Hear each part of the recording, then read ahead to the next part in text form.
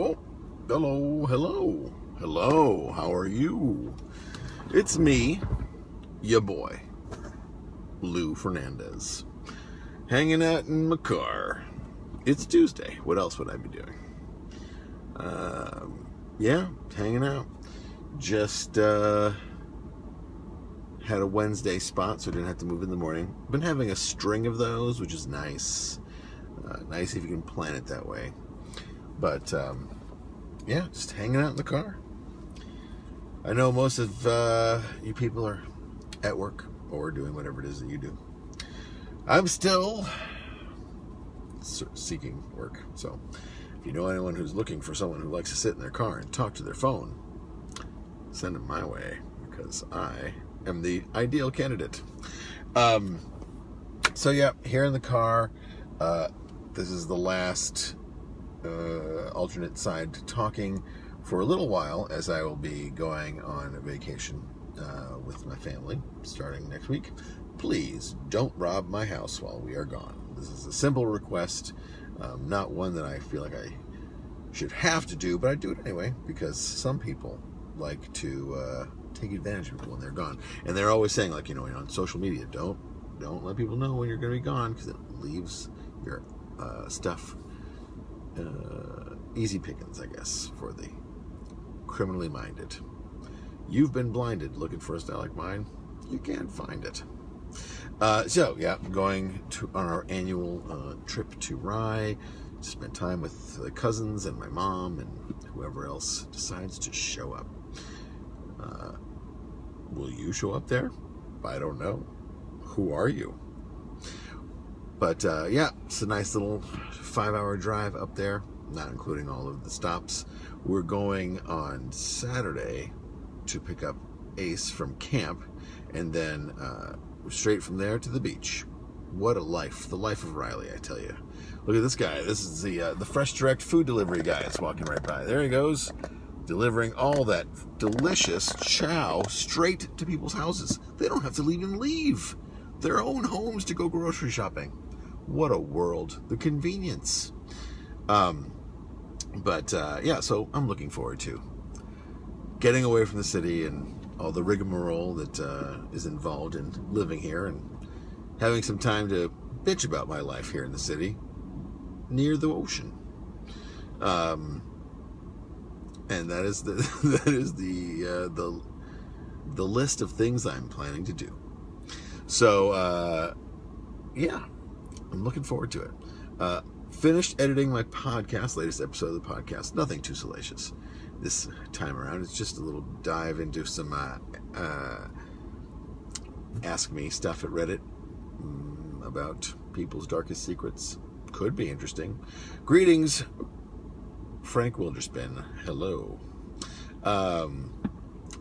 Doing that. And I put up a picture for the episode. I've started drawing the drawings for the episode covers. This is this episode's cover. A guy staring at a plant. Why is he staring at that plant? You will find out when you listen to the episode. And why do the ants like that plant? I don't know. But there's a lot of hearts happening. I'm not sure what's going on. Buenos dias, Senor Frank. Don Frank, how are you? So I'm excited to have the podcast episode in the can. Fans of the podcast know that I'm really terrible at releasing episodes on any sort of regular basis. And most of that is due to the fact that I record the episodes, or I start recording them, and then I almost always have sort of oh my God, I don't want to do this anymore moment where I stop recording, or I'm like, is this worth reading? I can't even tell anymore. So then I have to, consider starting over. I have a bunch of half-started episodes where I probably should have just kept recording and just done it and moved on to the next one. But I did not do that with this one. It just took a little break, and then I actually had to do a total of 3 recording sessions and editing sessions to finish the episode, because there were just so many big gaps. I thought I'd recorded like an hour of stuff, and it turned out to be like 20 minutes of stuff. This is the problem with reading crap you've never read before on the internet. You know, like the way it works is I find the episode, I find the topic, and then I'll find something where I'll read the first post and be like, this is good. And then I'll read the rest of it as I go along, and I'll be like, I've never read the rest of this. So a lot of it's catching me off guard. So, I'm trying to think of 2 episodes. One episode I started and then was kind of like, this is more sad than anything else, was I started to do an episode about NoFap, which is like the community of men who, maybe women too, who are trying to stop masturbating because they feel like it is interfering with their life. And then there was another one I think I started doing about, I want to say eunuchs, but I'm not sure. Because I think I did one about eunuchs a long time ago. That's the other problem, is like, you know, having to like go back and be like, is it too soon to do another episode about eunuchs? I don't know if that forum still exists. There was another one that was about like weight gainers that I was also kind of like, this is not great. And also, so many forums these days have dwindling post numbers due to the fact that that people just aren't sharing the way that they used to. Hello, Mark Dalbus. Thank you for tuning in while I sit in my car. I just got a message that a Ronaldo Schwarz wants to connect with me. I don't know who that is. But at least it's not a picture of a Eastern European woman who wants to be my friend and just has one photo of themselves scantily clad. Those never work out for me. I don't know about you guys. But whenever some hot European lady is like, I want to poke you and be your friend, let's talk about stuff, it's never a lady. And if it is a lady, they just want money. They don't want to be my friend. That hurts my feelings. But I try not to let it get me too down. I've just been burned so many times by all of the fake ladies. But yeah, it's true. So many fake ladies on the internet. And just like, you know, down by the docks. You gotta go there during the day if you're gonna go find a lady to pay for sex. That's what I'm saying. I'm talking about prostitutes. Yeah, I think I've told the story of like the closest I ever came to being with a prostitute, which is, you know, a shameful thing. But being in Amsterdam and seeing like a woman who I was like, I will never be with a woman this hot. I understand I have self-confidence issues. However, this woman was really, really, really, really attractive. And I was like, I just can't do it. It's just, I will not enjoy myself. And if I had done it, I would talk about it all the time. And people would be like, ew, you slept with a prostitute, gross. But, and of course I had the friend who did sleep with a prostitute when he went to Amsterdam and slept with someone who was way outside of his league, and then described it as a dehumanizing experience for him, which is hard to believe. Hello, Andrea. Nice to see you online.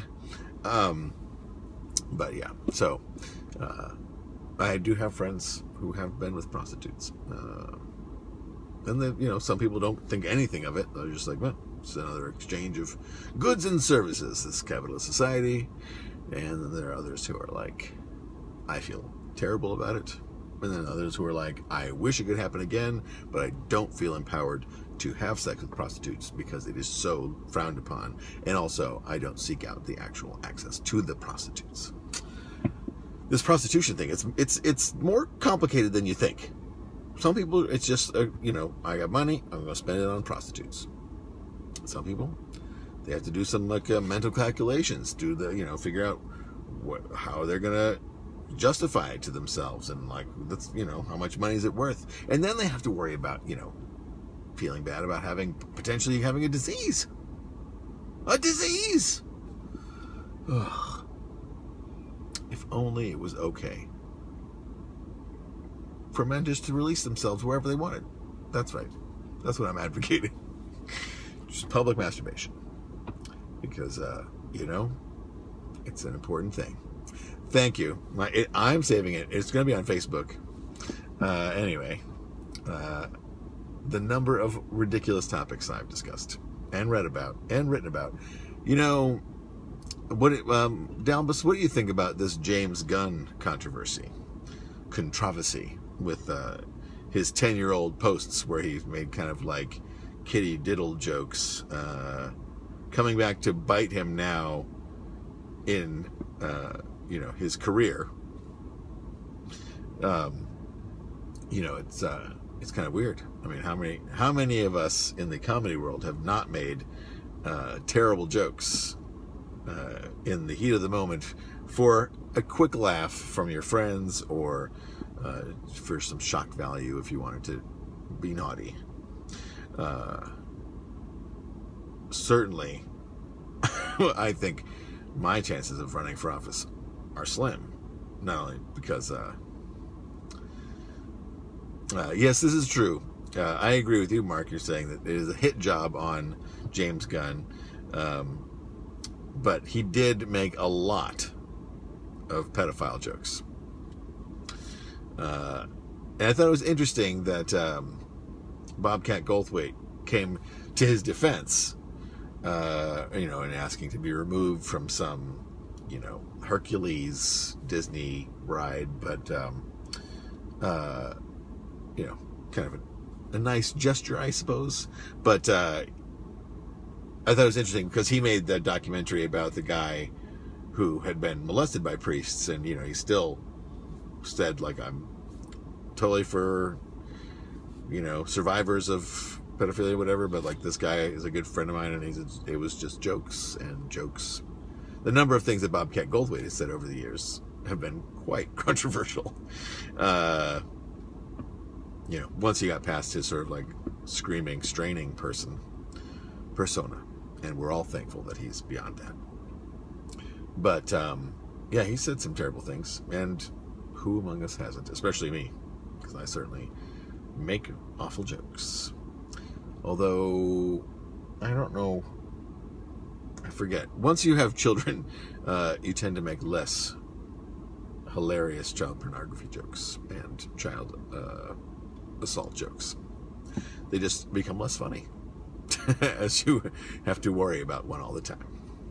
And I agree with you again, Mark, that it is a weird time right now. Especially, there was a Brewers pitcher that happened during the All-Star game. While he was pitching, people were like posting all his posts from when he was 7 years ago, when he was 17. And so, he's this 24-year-old professional baseball player now. And at 17, he was, probably he himself said, I was a different person back then. I was a 17-year-old idiot. And he posted inflammatory, racist, and homophobic things. And, now he's like, yeah, I'm sorry for those things. He probably had zero exposure to those cultures. And, now he's an adult. He's been in college or whatever, and plays on baseball teams with all kinds of people from every different, country or whatever. Not every country. Don't take me literally.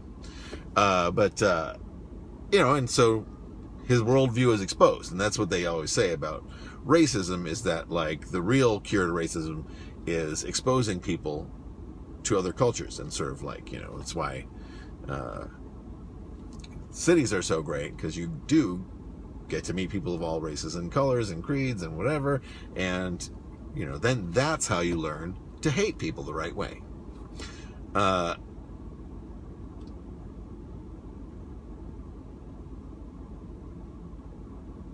Wait, what? So you loved Guardians of the Galaxy? So did... I see what you're saying there. It took me a while to read those words. Yes. But anyway, so, I felt bad for that baseball guy, too, because he said some stupid, the kind of stuff you say when you're 17 and you don't know any better. It's like having a crime that you did as a minor coming back to haunt you, even though your record should have been expunged. And then, of course, depends on how much you want to police your own feed.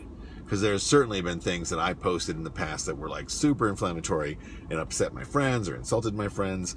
And they deserved it, every single word. But maybe I should have been more politically correct, to use a term I dislike, or thoughtful about the words I chose. But yeah, I'm trying to think. I don't know. Since I started using Twitter as an adult, I have not written any sort of inflammatory, dumb things that I can think of. But I think about, like, if my teenage self had been on there, most certainly I probably would have written some dumb homophobic stuff. Less race stuff, because I think I was exposed more to racism outside of New York than I was ever exposed to racism in New York, while certainly being aware of racism. I digress. I don't know what you're talking about, Mark Spurtle, when you say, like, go Cubs. Or unless you're saying that is a inflammatory statement. But anyhow, yeah, it feels bad to think that, like, you write something a decade ago and have it come back to you. Unless you're Roy Moore, the guy who's like, he didn't write anything, but he actually was an alleged sex predator. Who had his past come back up on him, even though I don't know if it was ever officially proven that those things happened. It was a lot of he said, she said. But regardless, hopefully they'll bring someone on. Oh, hey! Hi, do you want to come in? Yeah, I am. Okay. My friend is stopping by the car. Hey, Liv. Hi. How are you? Well, hello. How are you, Well, Gwynne? hi, interwebs. Nice to It's see me. you. I'm back. Nice. Hello. How are you? Hello. Nice glasses. Thank you. These are $5 Home Depot glasses. I did not know Home Depot sold glasses. They do. I didn't know you were recording. I am. I'm sitting in my car. How's today's show? Who's watching? Oh, look, people are making comments. My friend Mark, who lives in Mark. Chicago now. He used to live in L.A.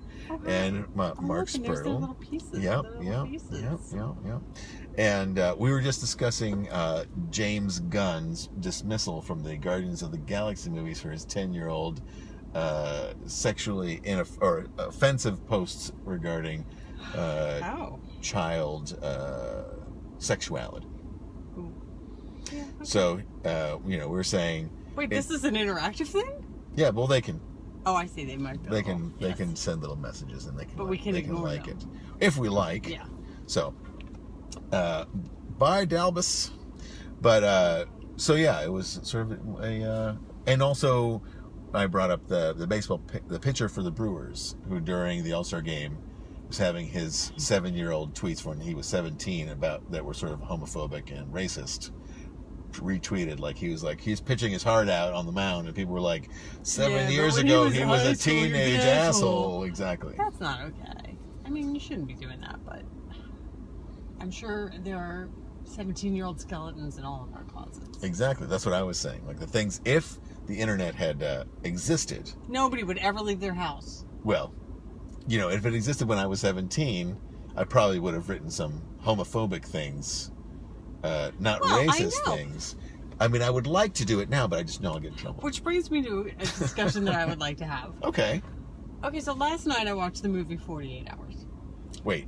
Yes, that you movie. watched the movie 48 Hours. With Eddie Nick Murphy. Nolte. Okay, Eddie sure. Murphy. Classic. It's terrible. The original 48 Hours is terrible in hindsight. Terrible. I've never seen it until last night. You never saw it. Okay, and I was shocked at how bad it was. I was like, wait, A, wasn't this supposed to be funny? And B, wasn't this considered good? It was awful, but you reminded me of it because the language they used... Sure. Different time. Literally, totally different time. Now, is it that you didn't find it funny? It was boring, and it was so badly written. I mean, there were plenty of other problems with it, but it was so badly written. Interesting. I mean, honestly, the only parts that were bearable were when Eddie Murphy was on screen, because he sort of lights up the screen. But with nothing to work with. Interesting. Now, it's sort of Mark Spurl says that Nick Nolte was not acting. He was just being he was himself. horrible.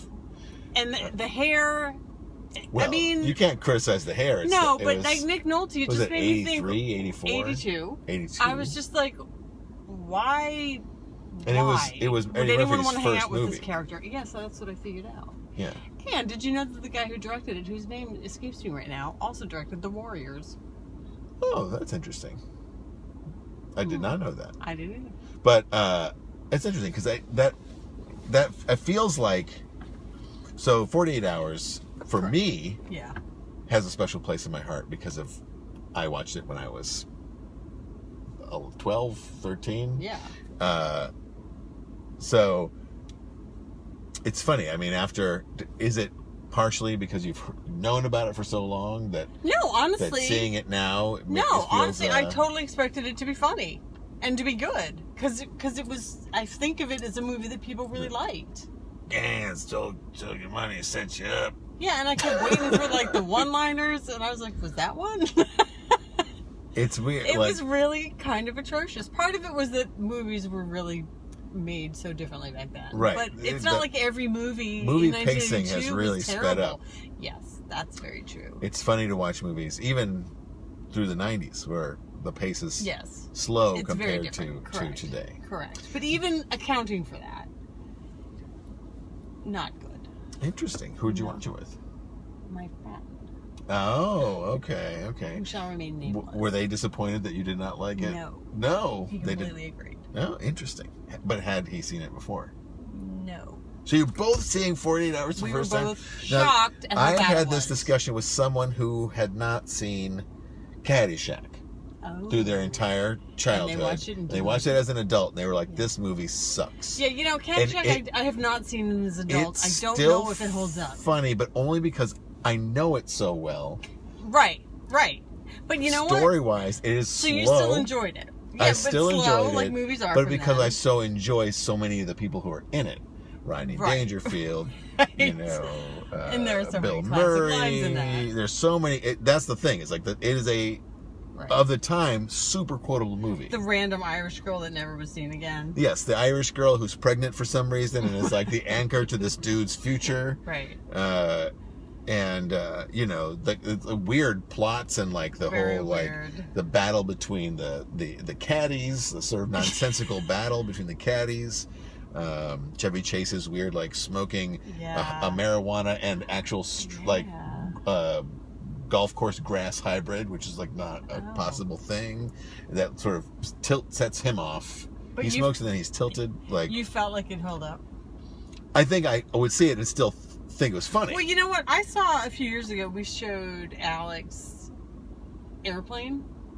Right. And I was very disappointed in how it did not hold up. And that's a movie I remember thinking was very, very funny. And was very funny. But watching it in today's age, it just seemed very slow. We did that too. And not that funny. We did that too. And I think worse for me was Young Frankenstein. Oh, see, now I think that is still hilarious. That bombed hard in our apartment. It was, and I was like, it is slow. It is slow. And if you're not familiar with all the tropes of the Frankenstein and Dracula movies and werewolf movies. Right, but it's slow because it's paced like those movies, not because it's paced like but the jokes 1970s really went movie. over Really? The children's heads.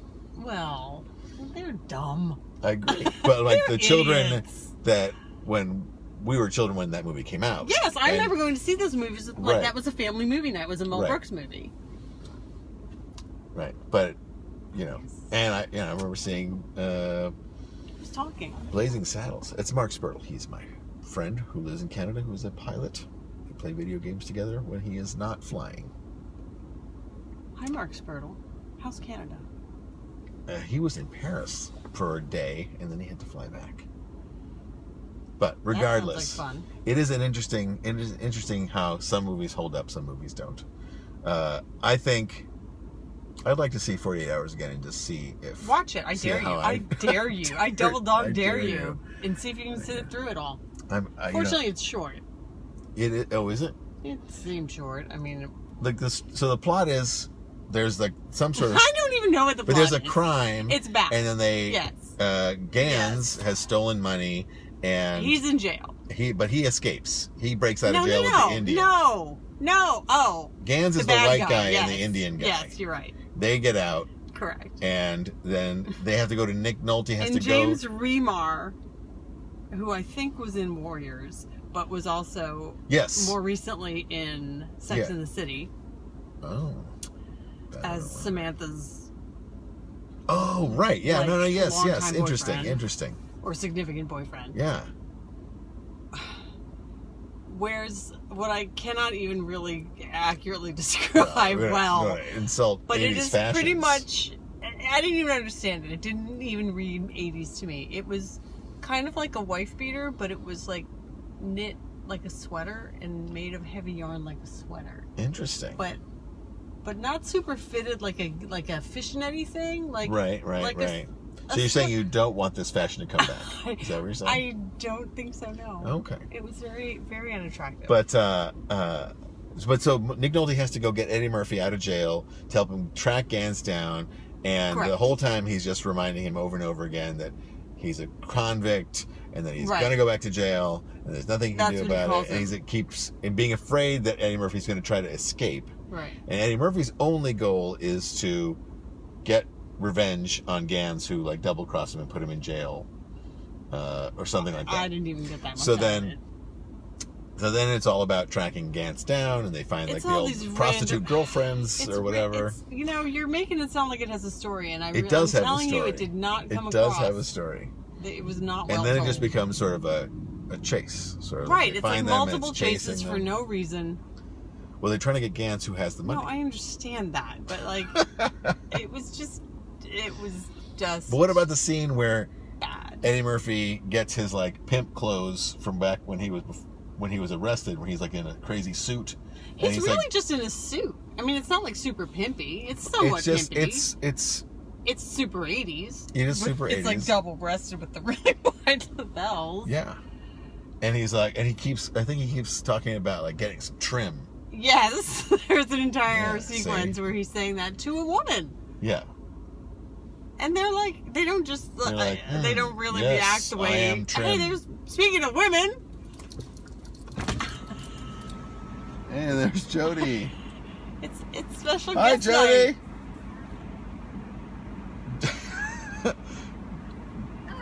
It's Gwynne. Gwynne's in the car. Were you like, who's that woman sitting in my car?